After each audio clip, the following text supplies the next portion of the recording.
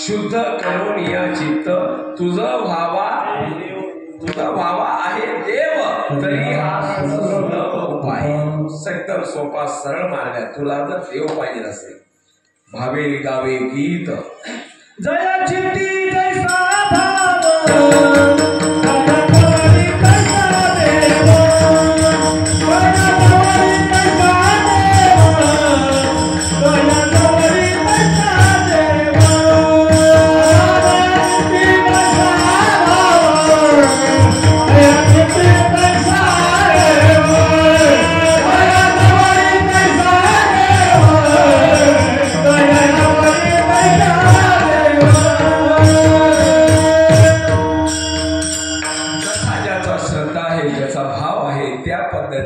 म्हणजे आता तुम्हाला तुमच्या भाषेत सांगायचं म्हणजे विद्यार्थ्यांनी पेपर सोडवला, भाऊ बसत नाही, शेजारी बहीण बसत नाही, काका चुलते बसत नाही, त्यांनी अभ्यासानुसार जसा पेपर सोडवा असेल तशी ती टक्केवारी पडते। म्हणजे जो जे वांचील तो ते लाभ प्राणी जात आहे, हे प्रत्येकावर अवलंबून आहे।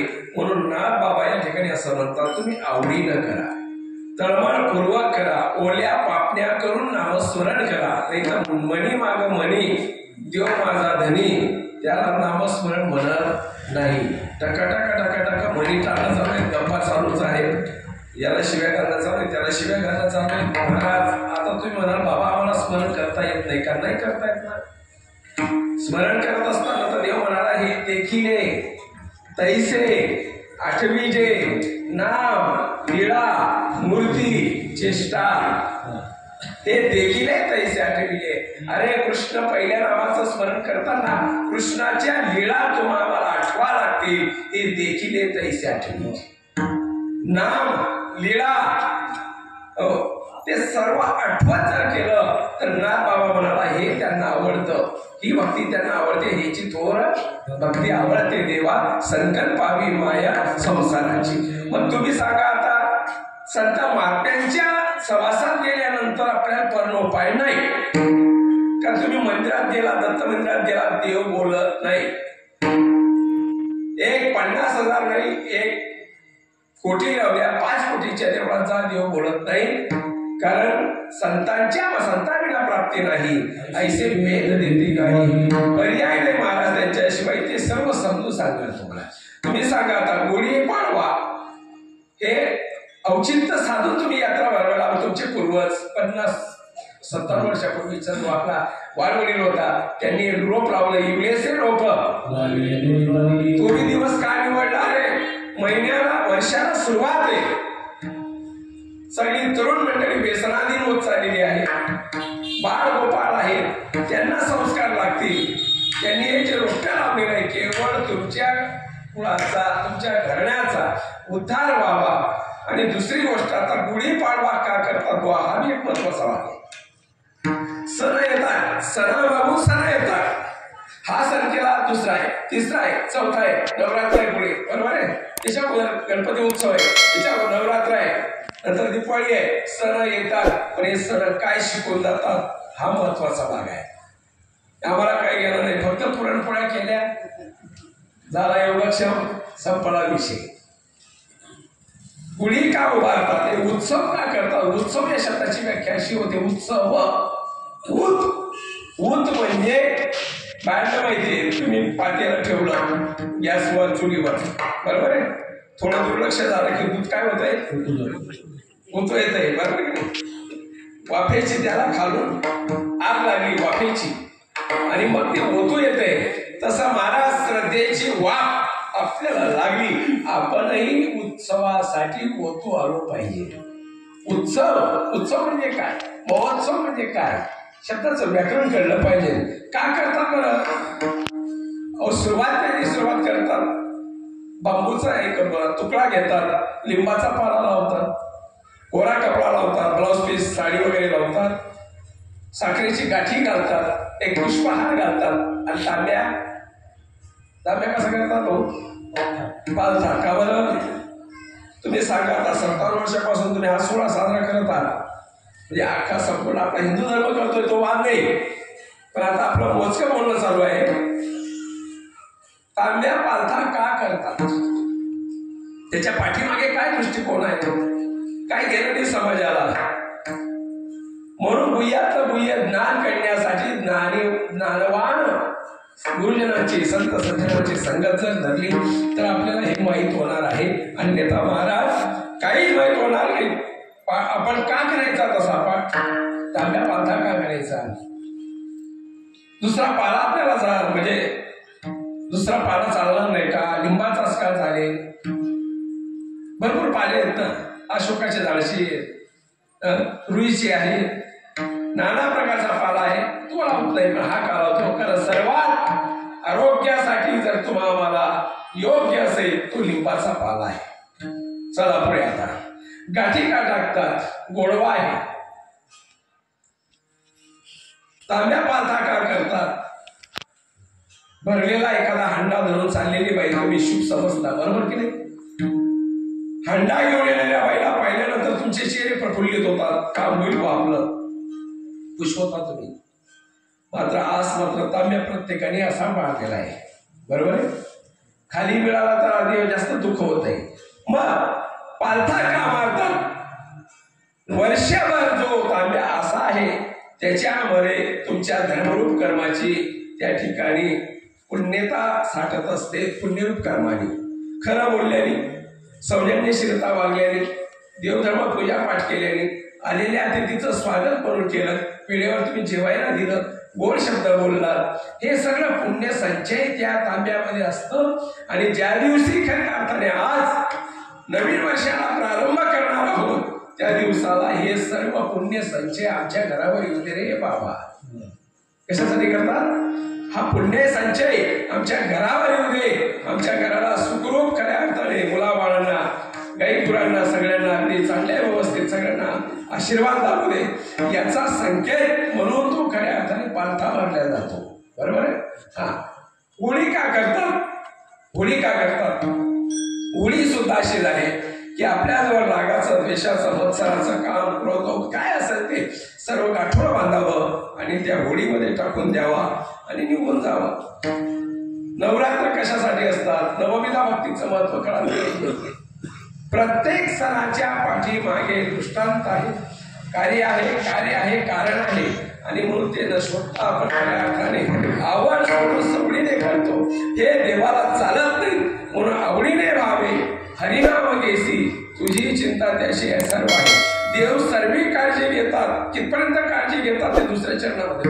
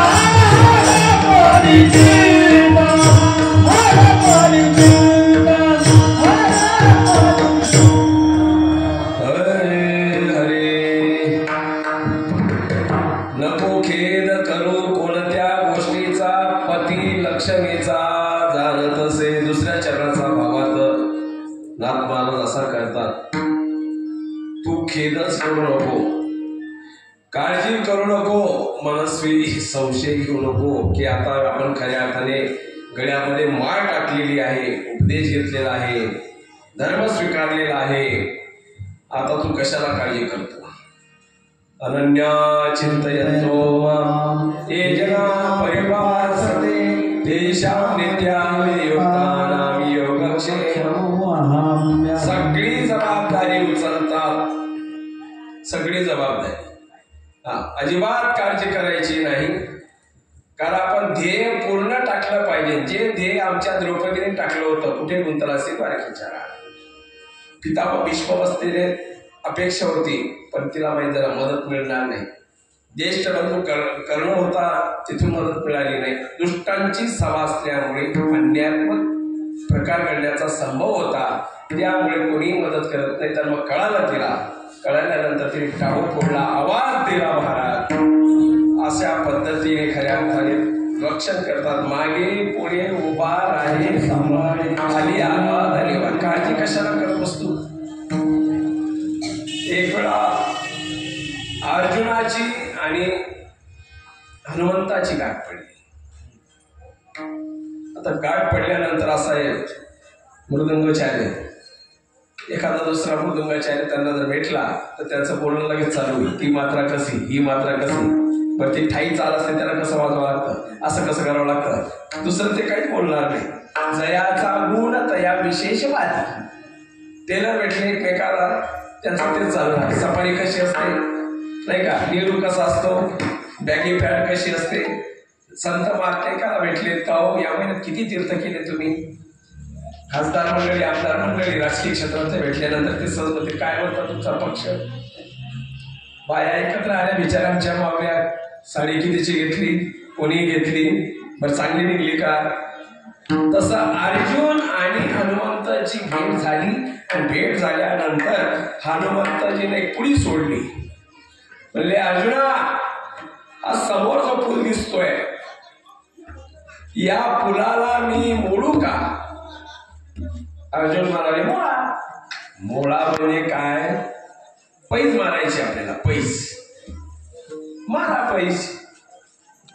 आता हनुमंतजी ते कसली पैज, काय नाही, पूल जर मोडलास, हनुमंतजी म्हणाले, पूल जर मोडलास तर तुला अग्नी काष्ट घ्यावा लागेल.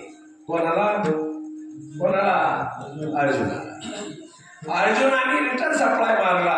नाही मोडला तर नाही, मोडलाच नाही तर मग काय करायचं. नाही मोडला तर तुझा आणि कृष्ण महाराजाचा जो रथ आहे, त्या रथाच्या ध्वजावर मी कायमस्वरूपी स्थानापन्न राहील. महाराज प्रतिज्ञा झाली, ठरलं. हनुमंतजी जेव्हा लांबून गेले आणि एका ओळीमध्ये पूल मोडला. काय मोडला, पूल मोडला. पूल मोडल्यावर काय ठरलं होतं, बोला ना. अर्जुनाने काय करायचं आता, अग्निकाष्ट घ्यायचं. पेटलेली चित्तामध्ये उडी टाकायची, धाड धाड धाड धाड धाड आपला सगळी काया पेटून घ्यायची. म्हणून हनुमंतजी आणि अर्जुन दोघही सरपण गोळा करतात आणि सरळ रचतात. सरळ रचल्यानंतर काय सांगावं तुम्हाला, तितक्यात गोपाळ कृष्ण महाराजांचं आगमन तिथे झालं. आणि कृष्ण महाराजांनी प्रश्न केला, अरे कोणी मेलाय का गावामध्ये. दोघांनी सांगितलं, महाराज तसं काही नाहीये, असं असं ठरलं होतं आमचं, आणि आता मग हे आम्ही आता करत आहोत. घडलेला वृत्तांत अर्जुनाने आणि हनुमंताजीने सांगितलं कृष्ण महाराजांनी. महाराज युक्तिवाद केला, कारण देवाला माहितीये आता अर्जुन बाळाच्या भावात जाणार म्हणजे जाणार.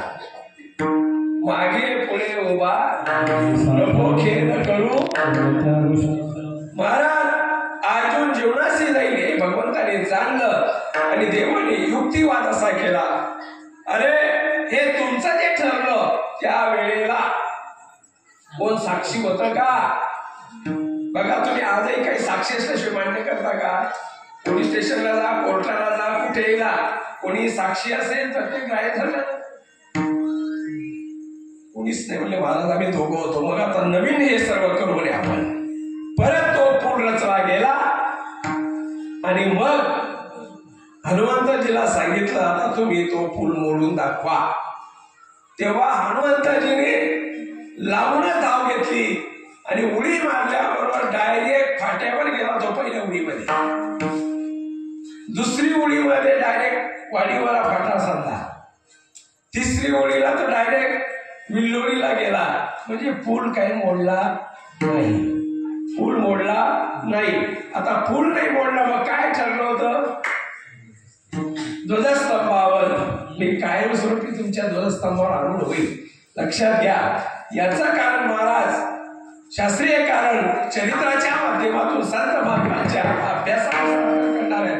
लोक गैरसमज करतील असा नाहीये. नाथ बाबा म्हणाले इथपर्यंत देव मदत करतात तपोकेल करू कोणत्या गोष्टीचा पती लक्ष्मीचा जाणत असे. पतीला काय पाहिजे हे पतीला जसं जाणवलं जातं तसं भक्ताला काय पाहिजे ते देव जाणतात. आणि कसं जाणतात ते तिसऱ्या चरणामध्ये बोला.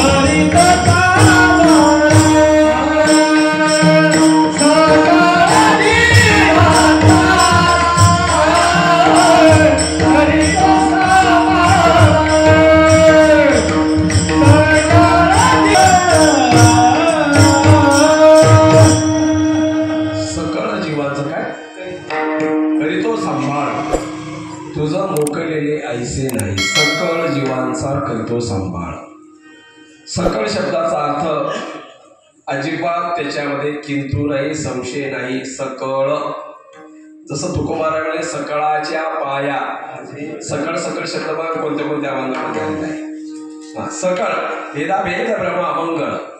कृष्ण महाराज म्हणाले स्त्रियो वैश्या तथा शूद्रा स्तेपी यंती परमगते. स्त्री असो शूद्र असो ब्राह्मण असो क्षत्रिय असो सकळासी येथे आहे अधिकार. कलियुगी उद्धार हरीच्या नामी नर असोत्वा नारी होका दुराचारी भेद करत नाही. सकळ जीवांचा करीतो सांभाळ तुझं मोकलीले ऐसे नाही. तुला का सोडवणार? तुला नाही सोडणार ते. फक्त तू कमी पडू नको म्हणजे आणि माहिती जर परिपूर्ण घेतली महाराज फक्त कमीच पडत नाही पण माहितीच घेत नाही लोक. एक लग्नासारखा मुलगा होता. अनेक गावाचे लोक त्या ठिकाणी फोन करून विचारतात यंदा आहे का विचार, यंदा आहे का. चांगला ऋणानुबंधाच्या संबंधाने कुठले संबंध जोडून येतात. बोलणी चांगली झाली, पुढे चालून लग्न तारीख म्हणजे जवळ आली, कार्यालय बुक केलं गेलं, सगळं बुक केलं गेलं. त्याने एक दिवशी दुपारच्या वेळेला होणाऱ्या सासऱ्याला फोन केला, बघा मामा मला सूट पाहिजे, कोट पाहिजे, जॉकेट पाहिजे, सगळं ताला पाहिजे, टाय वगैरे काय असेल त्याचे. मान्य केलं सासरवळीच्या लोकांनी. ठीक आहे एवढा खर्च होतो, जावई होणारा जावई आहे, मागणी चांगली मागितली. पुन्हा कोल्हापूर इकडे तिकडे ऑर्डरी दिल्या, सूट बूट कोट जॉकेट बिकीट सगळं. दिवस जवळ आला लग्नाचा, शेवंती निघाली आणि शेवंती मात्र लग्नाच्या अगोदरचा पर्व. त्या ठिकाणी पहिले कपडे हळदीची काढून ठेवावे लागतात आणि नवीन कपडे वस्त्र घालावे लागतात. कपडे घालताना नवरदेवाची जी बहीण होती कलोरी ती जवळ राहते, तुम्हाला माहिती नवरदेवच्या. यांनी पॅन्ट घालायला सुरुवात केली, तिने लगेच जॉकेट पिकेट घातला, तो कोटही घातला. अर्धे बटन हा लावतो, अर्धे बटन ती लावते. बटन लावता लावता काय झालं, सुटाचं बटन कोटामध्ये गेलं, कोटाचं बटन सुटामध्ये गेलं. नवरदेव झाला वाकडा. आता नवरदेव वाकडा झाल्यानंतर काक्या चुलत्यांना वाईट वाटलं थोडं, आणि आपली इज्जत जायची वेळ आली. हा ट्रॅक्टरवरून पडला की काय, आपण पुण्याला राहतो, आबूट आलेलं, आज आबूट आलेलं होतं बरोबर ना. आबूट आलं की त्यावेळेस दुखत असतं पडलेल्या माणसांचं. काय झालं म्हणून गाडीत टाकलं, दवाखान्यात नेल्यानंतर डॉक्टरांना सांगितलं इमर्जन्सी केस आहे. डॉक्टरांनी चांगलं निरीक्षण केलं. अहो इमर्जन्सी केस आहे. डॉक्टर म्हणले फी 2000 रुपये लागतील. 2 नाही 5 घ्या म्हणे, कारण भरपूर घेतलेलं होतं तिकडून. ऑपरेशन थिएटर मध्ये नेलं, सुटाचं बटन सुटामध्ये केलं, कोटाचं बटन कोटामध्ये केलं. नवरदेव सरळ झाला. किती रुपये गेले? 5000 रुपये गेले, बरोबर. हा कशामुळे घडलं सांगा ना. हे घडलं कशामुळे? कधी तो ड्रेस घातला नाही, कधी अनुभव नाही, कधी त्याची किंमत माहिती नाहीये, आणि न घडल्यामुळे काय झालं, चुक लिया. बोला, चुक लिया वर्मा फेरा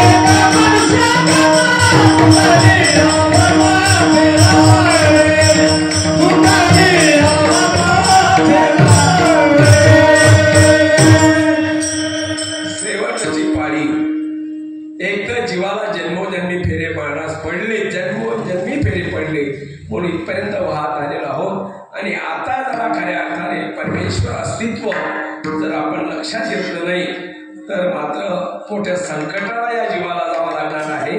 मोठं संकट म्हणजे काय हो? पुनरपी जन्म पुनरपी मरण, किती भयानक दुःख आहे. निर्वेद स्तोत्रामध्ये कवी म्हणतात 84 लक्ष होणी सांगितले ते का नाही विस्तारिले, अनेक बहुत बोलले असते ते कानी कवितेला कानाने सुद्धा तुम्ही आम्ही श्रवण करू शकणार नाही. म्हणून महाराज परमेश्वराला तळमळे जीवानी माझ्यापर्यंत यावं. अरे अंगा येतं शरीराने काय मरण असे, तुम्हाला इथून मरण नाही, तुम्हाला मुक्तता सकळ जीवांचा करीतो. कोणी त्याचा दुश्मन नाही, कोणी वैरी नाही आहे. ईश्वराची तुम्ही लेकरे प्रेम करावं परस्परे. परमेश्वराने आपला परमानंद देण्याकरिता या ब्रह्मांडाची निर्मिती केलेली आहे. आणि मग कशी केली ते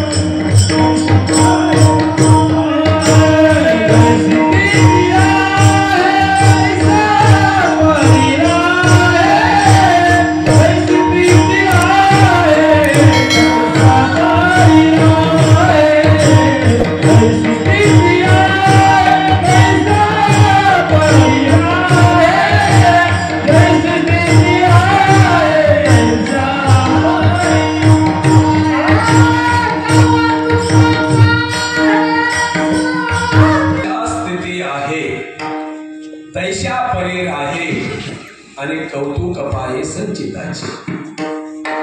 जी स्थिती आहे त्या स्थितीमध्ये समाधान मानणं हे प्रत्येक जीवाचं कर्तव्य आहे. कारण का? जीवाला सुखाचा आनंद वाटतो. सुख आम्हाला नेहमी राहावं, दुःखासाठी कोणीच पुढे सरसावत नाही. पण कृष्ण महाराजाला एक वेळा कृष्ण महाराजांची खऱ्या अर्थानं आत्याबाई, काय नाव तिचं? कुंती. टाळ्यावाला बरोबर उत्तर दिलं.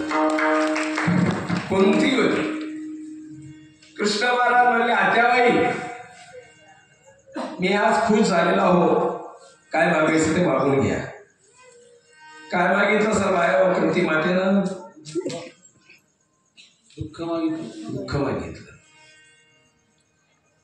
बाकी बंगला, बाकी नातूचं काम होऊ दे, सर्व्हिसचं, बोरवेलला पाणी लागू दे, हे तर कर्म बसे जीव सकळही पावे. कर्माने तुम्हाला या गोष्टी मिळणार आहेत, याची मागणी देवाकडे नको. कुंती माताने हे मागितल्यानंतर दुःख मागितलं. कृष्ण महाराज म्हणले आत्याबाई अहो सगळं जग सुख मागतं, तुम्ही असं उपलब्ध का मागतात? अरे बाळा मला जर सर्व सुख उपलब्ध झालं तर तुझी आठवण पडून जाईल. कारण जीवाचा स्वभाव कसा तो पहा, रिकाम्या गप्पा मारतो 10, जेव्हा याचं दुखत नाही ओळखे ना देवाला. जेव्हा लागला दुखायला लागला देवदेव आठवायला. ज्यावेळेस सुख असेल त्यावेळेस महाराज देवाची आठवण आम्हाला येत नाही. युक्तिवादाने बुद्धिमत्तेने अत्याने मागितलं की त्याच्यामध्ये मला तुझी सतत आठवण येईल, त्या कारणास्तव दुःखाच्या कारणातून मला तुझं स्मरण होईल, आठवण होईल. ही भावना खऱ्या अर्थाने समर्पण करायला पाहिजे. मग जैशा स्थिती आहे तैशा परी राहील. लक्षात घ्या, आपलं घर छोटं असेल राहू द्या,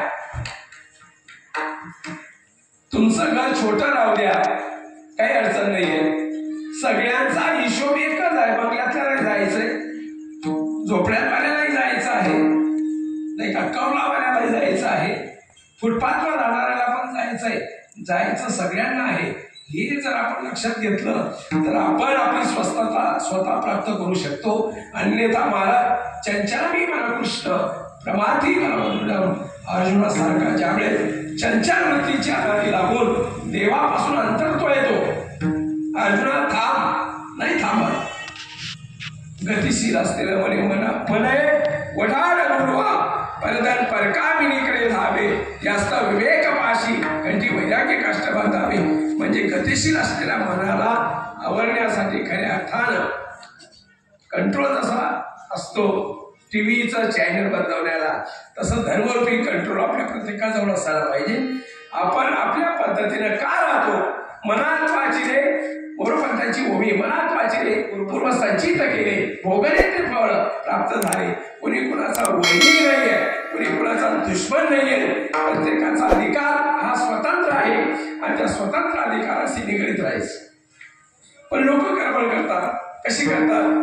अहो, एखाद्या पोराचा ऍक्सिडेंट झाला, लोक म्हणतात एवढं धार्मिक घडलं कसं, पण पोरगा ओव्हरटेक करत चालला हे कोणाला माहिती नाही.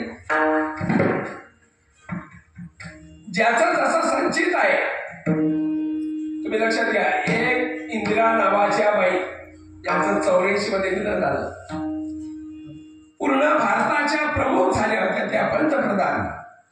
त्याच कालखंडामध्ये एखादी बाईचं नाव इंदिरा होतं, पण ती 10-5 वर्षाची भांडेधुरी करायची आणि मग तिचा प्रपंच चालायचा. बघा, तिचंही नाव इंदिरा, हिचंही नाव इंदिरा. ती बाई, ही पण बाई, तिची कुंडली आहे, हिची कुंडली आहे. परंतु दैवामध्ये का फरक पडला? भोगतो न घरे संचिता वाचुनी. मग तुम्ही भावंडावर नाराज होऊ नका, गुरुजनांवर नाराज होऊ नका, नातेवाईकांवर नाराज होऊ नका.